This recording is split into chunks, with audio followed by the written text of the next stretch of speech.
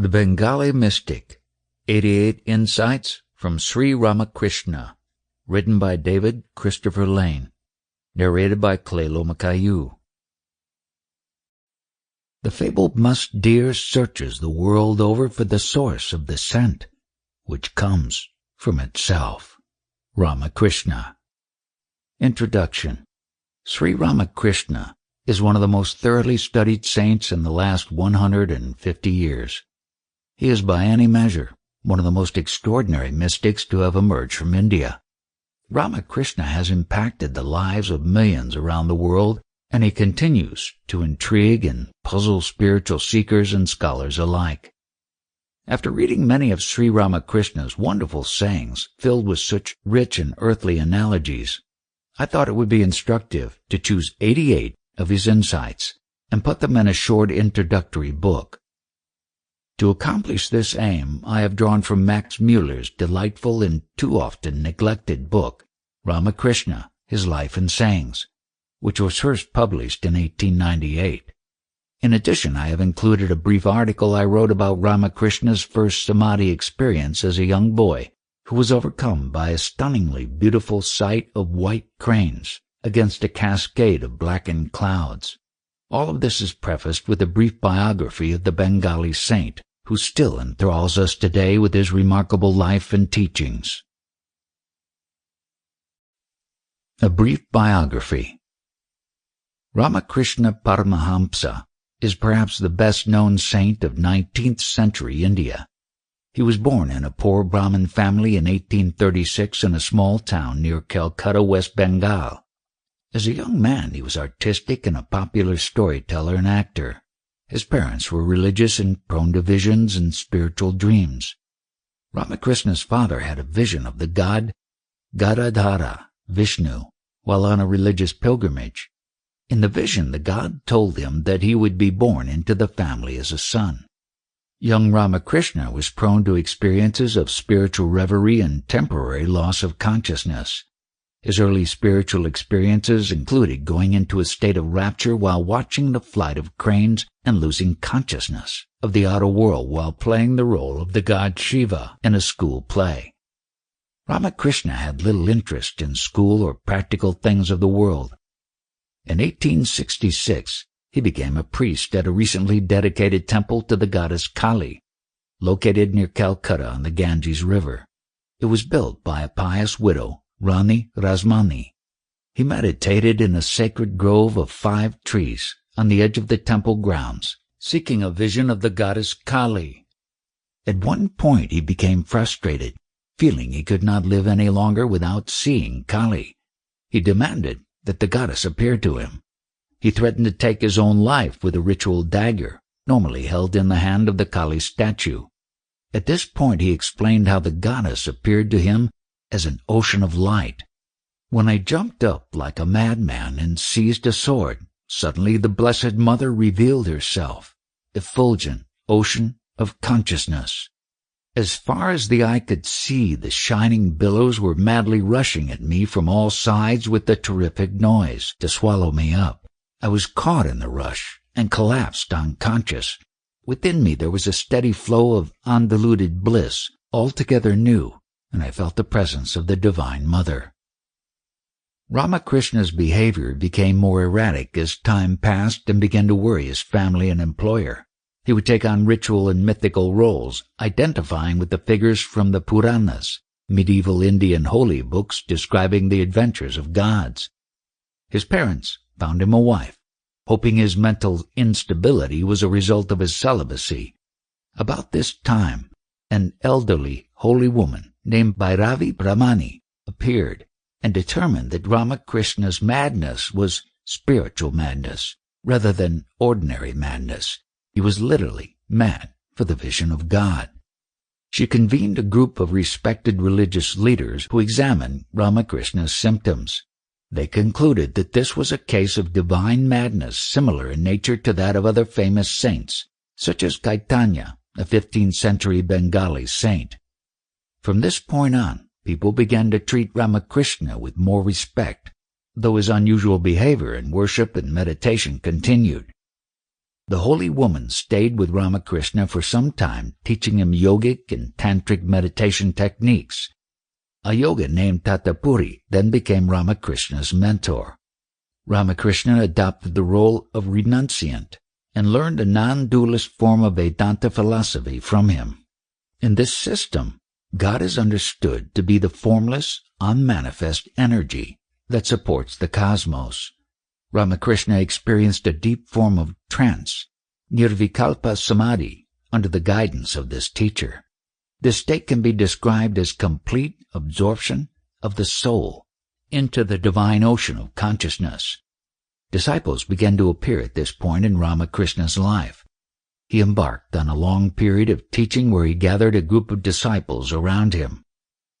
Though Ramakrishna was devoted to Kali, he showed respect and gave guidance to many visitors who worshipped other gods and spoke highly of the past Indian saints who were devoted to other deities.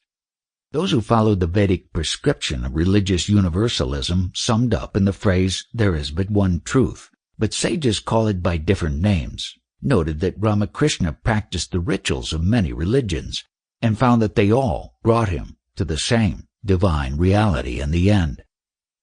For those who worship many different saints and deities throughout India, this universal approach echoed their own multifaceted religious practices. Finally, for those with a strong sense of Hindu nationalism, Ramakrishna's chief disciple, Swami Vivekananda, entered into the world stage by doing a keynote address at the World Parliament of Religions meeting in Chicago in 1893, and he electrified his audience. Hindus for generations could point to their indigenous traditions with pride after his exemplary speech. Vivekananda also promoted a more activist form of Hinduism which focused on education, feeding the poor, and developing libraries and other institutions. His works were a way of showing Hindus that it was not only the Christian missionaries that could benefit society, but that Hindu religion was also valuable with respect to improving society and combating social ills. Ramakrishna died of cancer of the throat in 1886, leaving his wife Sarada Devi, who was considered a saint in her own right, to take charge of his disciples and carry on his message. White Cranes and Samadhi. I read about this incident many years ago in a biography of Indian saints that I happened upon in the library at Graduate Theological Union in Berkeley, and it has haunted me ever since. It describes a young Indian boy who falls into a state of ecstasy while walking in a village field in Bengal, India, during the mid-part of the 19th century, when all of a sudden he sees a black rain cloud, and then majestically a flock of white cranes flying in the sky. The juxtaposition of the two opposite colors was overwhelmingly beautiful. The very sight sent him into samadhi, divine ecstasy, and he fell unconscious. Later, this very boy would become world famous as Sri Ramakrishna. I have always wanted to tell this moving story in a short movie. After I finished a little film on this event, I became even more keenly interested in other visions that Ramakrishna had throughout his relatively short lifetime. He died at the age of 50. Having already read almost everything I could about Sri Ramakrishna, particularly the famous Gospel as recorded by Mahendranath Gupta and later translated into English by Swami Nikhilananda, I realized there was something unique and profound about his insights, more so because he was not formally educated. There is something more to Ramakrishna's mystical experiences than mere Freudian sexual repression, and I think it is important to provide a wider purview to what may have transpired in his life, even if we furnish a neurological and sociological framework to them. Thou seest many stars at night in the sky, but findest them not when the sun rises. Canst thou say that there are no stars then in the heaven of day? So, O man, because thou beholdest not the Almighty in the days of thy ignorance, say not that there is no God. As one and the same material, viz., water, is called by different names by different people. one calling it water, another vari, a third aqua, and another pani. So the one, Sat Chit Ananda, the everlasting intelligent bliss, is invoked by some as God, by some as Allah, by some as Hari, and by others as Brahman. Many are the names of God, and infinite the forms that lead us to know Him. In whatsoever name or form you desire to call Him, in that very form and name you will see Him. As the same sugar is made into various figures of birds and beasts, so one sweet Mother Divine is worshipped in various climes and ages, under various names and forms. Different creeds are but different paths to reach the Almighty. As with one gold various ornaments are made, having different forms and names, so one God is worshipped in different countries and ages, and has different forms and names. God is one, but His aspects are different.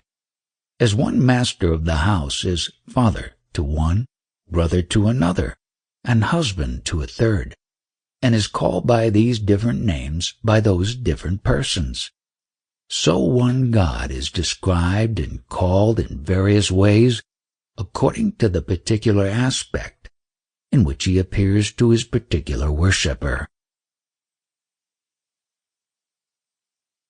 In a potter's shop there are vessels of different shapes and forms, pots, jars, dishes, plates, etc., but all are made of one clay. So God is one, but is worshipped in different ages and climes under different names and aspects.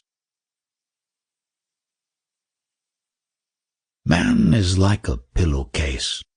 The color of one may be red, another blue, another black, but all contain the same cotton. So it is with man. One is beautiful, one is black, another is holy, a fourth wicked, but the divine dwells in them all. It is true that God is even in the tiger, but we must not go and face the animal.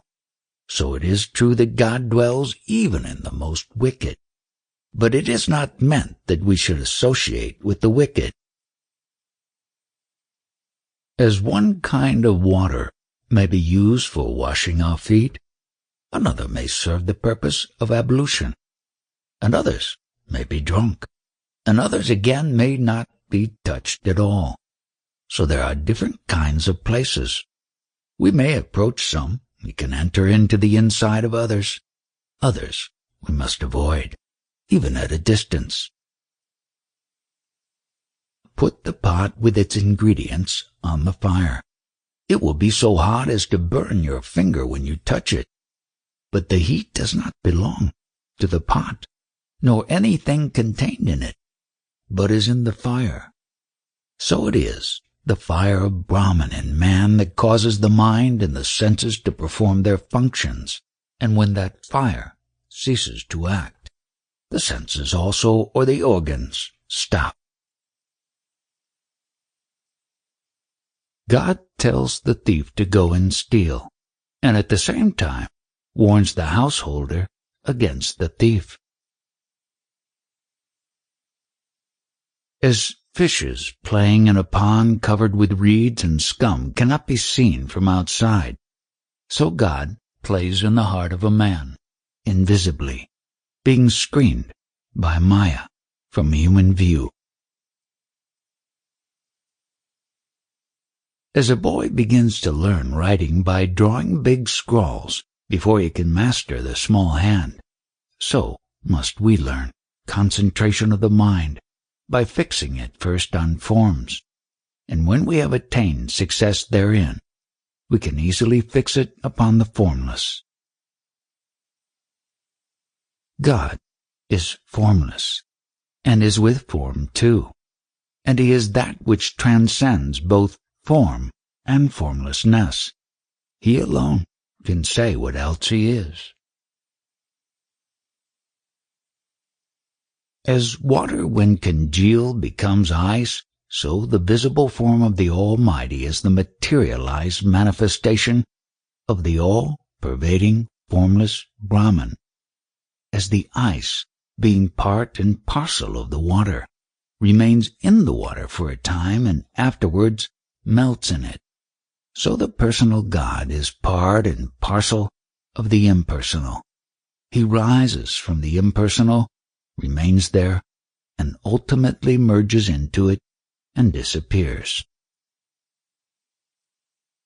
Knowingly or unknowingly, consciously or unconsciously, in whatever state we utter his name, we acquire the merit of such utterance. A man who voluntarily goes into a river and bathes therein gets the benefit of the bath. So does, likewise, he who has been pushed into the river by another, or who, while sleeping, soundly has water thrown upon him by another. It is one and the same avatara that, having plunged into the ocean of life, rises up in one place and is known as Krishna, diving again, rises in another place, and is known as Christ. A Siddha-Purusha, perfect one, is like an archaeologist who removes the dust and lays open an old well which was covered up during ages of disuse by rank growth. The avatara, on the other hand, is like a great engineer who sinks a new well in a place where there was no water before. Once a holy man, while passing through a crowded street, accidentally trod upon the toe of a wicked person. The wicked man, furious with rage, beat the sadhu mercilessly till he fell to the ground in a faint. His disciples took great pains and adopted various measures to bring him back to consciousness, and when they saw that he had recovered a little, one of them asked, "Sir, do you recognize who is attending upon you?" The sadhu replied, "He who beat me." A true sadhu finds no distinction between a friend and a foe. The wind carries the smell of the sandalwood as well as that of the ordure, but does not mix with it either. Similarly, a perfect man lives in the world, but does not mix with it. As an aquatic bird, such as a pelican, dives into the water, but the water does not wet its plumage, so the perfect man lives in the world, but the world does not touch him. The steel sword turns into a golden sword by the touch of the philosopher's stone, and though it retains its former form, it becomes incapable of injuring anyone. Similarly, the outward form of a man who has touched the feet of the Almighty is not changed, but he no longer doeth any evil. The lodestone rock under the sea attracts the ship sailing over it, draws out all its iron nails, separates its planks, and sinks the vessel into the deep. Thus, when the human soul is attracted by the magnetism of universal consciousness, the latter destroys in a moment all its individuality and selfishness, and plunges it in the ocean of God's infinite love. So long as a man calls aloud, "Allah ho! Allah ho! O God, be sure that he has not found God, for he who has found him becomes still." So long as the bee is outside the petals of the lotus and has not tasted its honey, it hovers round the flower, emitting its buzzing sound. But when it is inside the flower, it drinks its nectar noiselessly. So long as a man quarrels and disputes about doctrines and dogmas, he has not tasted the nectar of true faith. When he has tasted it, he becomes still. He who has once tasted the refined and crystalline sugar candy finds no pleasure in raw treacle. He who has slept in a palace will find no pleasure in lying down in a dirty hovel. So the soul that has once tasted the sweetness of the divine bliss finds no delight in the ignoble pleasures of the world. She who has a king for her lover will not accept the homage of a street beggar. So the soul that has once found favor in the sight of the Lord does not want the paltry things of this world. When water is poured into an empty vessel, a bubbling noise ensues. But when the vessel is full, no such noise is heard. Similarly, the man who has not found God is full of vain disputations. But when he has seen him, all vanities disappear, and he silently enjoys the bliss divine. A woman naturally feels shy to relate all the talk she daily has with her husband, save to her own companions. Similarly, a devotee does not like to relate to anyone but a true bhakta, devotee, the ecstatic joys which he experiences in his divine communion. Nay, sometimes he becomes impatient of relating his experiences even to those of his own class. Why does the God-lover find such pleasure in addressing the deity as mother? Because the child is more free with its mother, and consequently she is dearer to the child than anyone else. The pious man, like a hemp smoker, finds no pleasure in singing the praises of the Almighty alone. The hemp smoker never finds pleasure in smoking alone. The stone may remain for myriads of years in water, and the water will never penetrate it. But clay is soon softened into mud by the contact of water.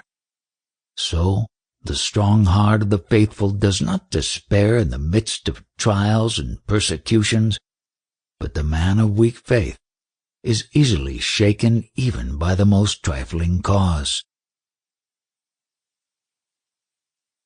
God is like unto a hill of sugar. A small ant carries away from it a small grain of sugar. The bigger ant takes from it a larger grain, but the hill remains as large as before. So are the devotees of God. They become ecstatic with even a grain of one divine attribute. No one can contain within him all his attributes. A logician once asked Sri Ramakrishna, "What are knowledge, knower, and the object known?" To which he replied, "Good man, I do not know all these niceties of scholastic learning. I know only my mother divine, and that I am her son." A man who finds all the hairs of his body standing on end at the bare mention of Sri Hari's name through sheer ecstasy, and who sheds tears of love on hearing the name of God, he has reached his last birth. The more you scratch the ringworm, the greater grows the itching, and the more pleasure do you find in scratching. Similarly, the devotees, once beginning to sing his praises, never get tired of it, but continue for hours and hours together. A true devotee who has drunk deep of the divine love is like a veritable drunkard, and as such cannot always observe the rules of propriety. The sage alone can recognize a sage. He who deals in cotton twists can alone tell of what number and quality a particular twist is made. The true religious man is he who does not do anything wrong or act impiously when he is alone, i.e., when there is none to look after and blame him. In the Bengali alphabet, no three letters are alike in sound except the three sibilants, sa, sha, and sa, all meaning forbear, forbear, forbear. This shows that even from our childhood we are made to learn forbearance in our very alphabets. The quality of forbearance is of the highest importance to every man. Sugar and sand may be mixed together, but the ant rejects the sand and goes off with the sugar grain, so pious men sift the good from the bad. This world is like a stage, where men perform many parts under different disguises. They do not like to take off the mask, unless they have played for some time. Let them play for a while, and then they will leave off the mask of their own accord. Keep thine own sentiments and faith to thyself.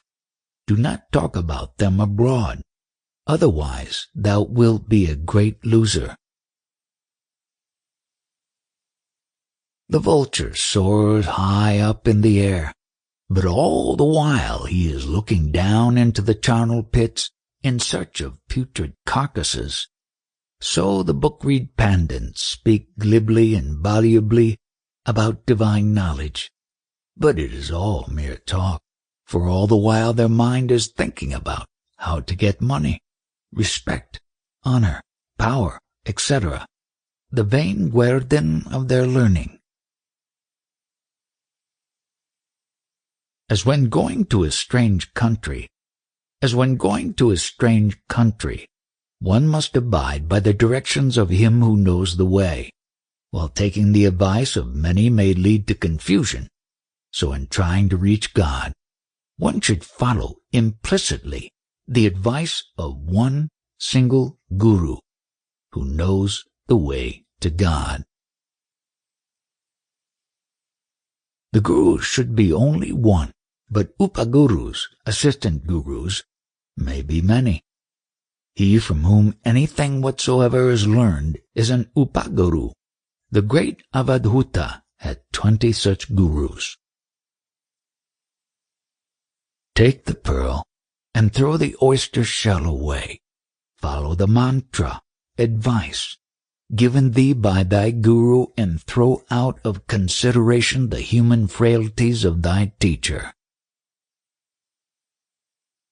The leaves of the cocoa palm fall off, but leave still their marks behind on the trunk. Similarly, so long as one has this body, there will remain the mark of egoism.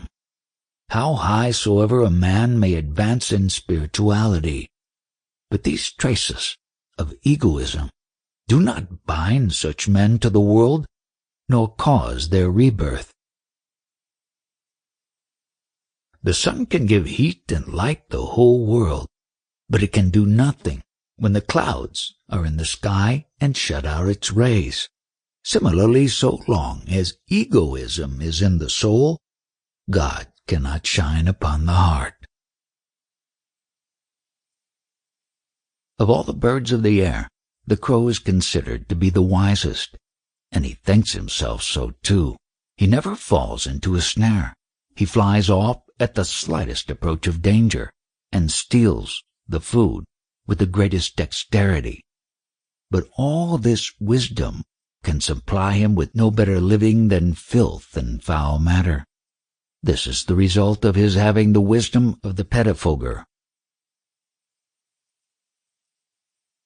A true lover sees his God as his nearest and dearest relative, just as the shepherd women of Vrindavana saw in Sri Krishna not the Lord of the universe, Gaganatha, but their own beloved Gopinatha. A lover and a knower of God were once passing through a forest. On their way they saw a tiger at a distance. The young'un, or knower of God, said, "There is no reason why we should flee. The Almighty God will certainly protect us." At this the lover said, "No, brother. Come, let us run away. Why should we trouble the Lord for what can be accomplished by our own exertions?" The knowledge of God may be likened to a man, while the love of God is like a woman. Knowledge has entry only up to the outer rooms of God, but no one can enter into the inner mysteries of God save a lover, for a woman has access even into the harem of the Almighty. Knowledge and love of God are ultimately one and the same. There is no difference between pure knowledge and pure love. The newborn calf falls and tumbles down scores of times before it learns to stand steady. So, in the path of devotion, the slips are many before success is achieved. Some get tipsy with even a small glass of wine. Others require 2 or 3 bottles to make them intoxicated, but both get equal and full pleasure of intoxication. Similarly, some devotees get intoxicated with celestial bliss by coming in direct contact with the Lord of the universe, while others become full of ecstasy even by a glimpse of the divine glory. But both are equally fortunate, since both are deluged with divine bliss. The snake is very venomous. It bites when anyone approaches to catch it. But the person who has learnt the snake charm can not only catch a snake, but carries about several of them like so many ornaments. Similarly, he who has acquired spiritual knowledge can never be polluted by lust and greed. Samadhi is the state of bliss which is experienced by a live fish, which being kept out of water for some time, is again put into it. There are hills and mountains, dales and valleys under the sea, but they are not visible from the surface. So, in the state of Samadhi, when one floats upon the ocean of Sat Chitananda, all human consciousness lies latent in him. He who at the time of contemplation is entirely unconscious of everything outside has acquired the perfection of contemplation. Shallow water in an open field will in time be dried up, though no one may lessen it by using it. So a sinner is sometimes purified by simply resigning himself totally and absolutely to the mercy and grace of God. A policeman can see with a dark lantern, bullseye, everyone upon whom he throws the rays. But no one can see him so long as he does not turn the light towards himself. So does God see every one, but no one seeth him, until the Lord revealeth himself to him in his mercy. The breeze of his grace is blowing night and day over thy head. Unfurl the sails of thy boat, mind, if thou wantest to make rapid progress through the ocean of life. Fans should be discarded when the wind blows. Prayers and penances should be discarded when the grace of God descends. Creeds and sects matter nothing. Let every one perform with faith the devotions and practices of his creed. Faith is the only clue to get to God. Out of the myriads of paper kites that are made to fly in the air, only one or two rend the string and get free. So out of hundreds of sadakas, only one or two get free from worldly bonds. As a piece of lead thrown into a basin of mercury is soon dissolved therein, so the human soul loses its individual existence when it falls into the ocean of Brahma. Instead of preaching to others, if one worships God all that time, that is enough preaching. He who strives to make himself free is the real preacher. Hundreds come from all sides, no one knows whence, to him who is free, and are taught. When a flower opens, the bees come from all sides, uninvited and unasked. No man keeps a total fast. Some get food at 9 a.m., others at noon, others at 2 p.m., and others in the evening. Similarly, at some time or other in this life or after many lives, all will see God. When I look upon chaste women of respectable families, I see in them the Mother Divine arrayed in the garb of a chaste lady. And again, when I look upon the public women of the city, sitting in their open verandas, arrayed in the garb of immorality and shamelessness, I see in them, also, the Mother Divine sporting in a different way. The light of the gas illumines various localities with various intensities, but the life of the light, namely the gas, comes from one common reservoir.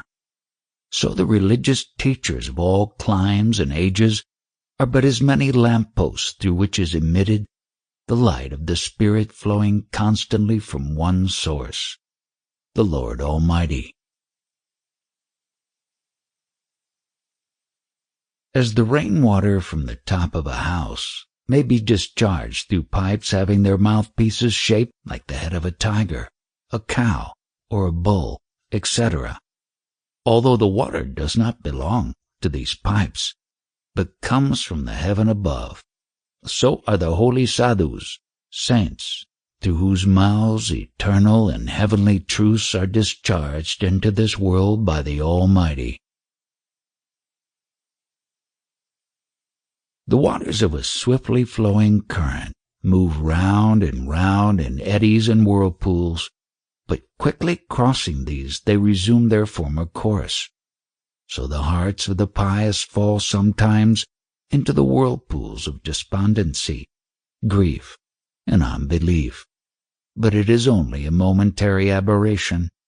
It does not last long. The heavier scale goes down and the lighter one rises up. So the man of merit and ability is always humble, but the fool is always puffed up with vanity. If a white cloth is stained with a small speck, the blackness appears very ugly indeed by the contrast. So the smallest fault of a holy man becomes painfully prominent by his surrounding purity. So long as one does not become simple like a child, one does not get divine illumination. Forget all the worldly knowledge that thou hast acquired and become as ignorant about it as a child, and then thou wilt get the knowledge of the true. Be not like the frog in the well. The frog in the well knows nothing bigger and grander than its well. So are all bigots. They do not see anything better than their own creeds. As the young wife in a family shows her love and respect to her father-in-law, mother-in-law, and every other member of the family, and at the same time loves her husband more than these, similarly, being firm in thy devotion to the deity of thy own choice, Ishtadevata, do not despise other deities, but honor them all.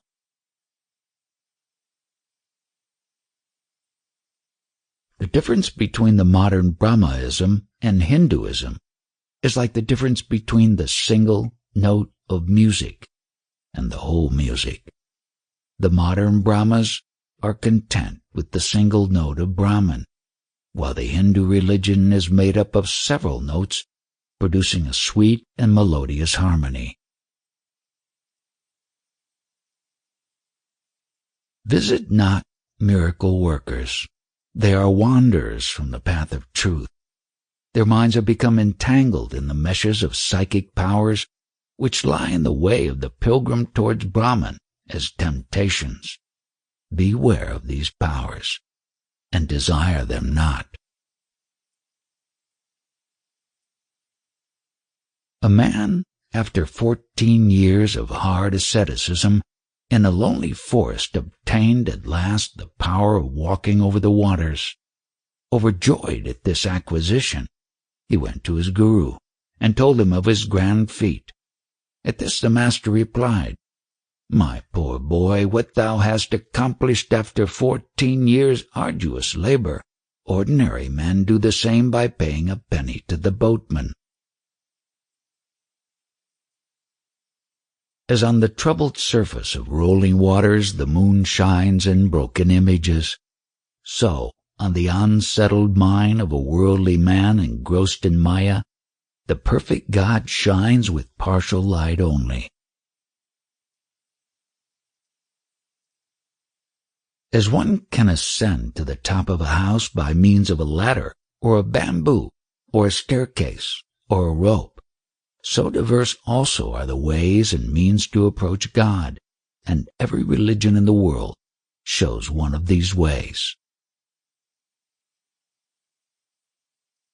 Dispute not as you rest firmly on your own faith. Allow others also the same liberty to stand by their own faiths. By mere disputation you shall never succeed in convincing another of his error. When the grace of God descends on him, everyone will understand his own mistakes. The Advahuta saw a bridal procession passing through a meadow, with a beating of drums and the blowing of trumpets, and with great pomp. Hard by the road through which the procession was passing, he saw a hunter deeply absorbed in aiming at a bird, and perfectly inattentive to the noise and pomp of the procession, casting not even a passing look at it. The Advahuta, saluting the hunter, said, "Sir, you are my guru. When I sit in meditation, let my mind be concentrated on its object of meditation, as yours has been on the bird." If thou wishest to thread the needle, make the thread pointed, and remove all extraneous fibers.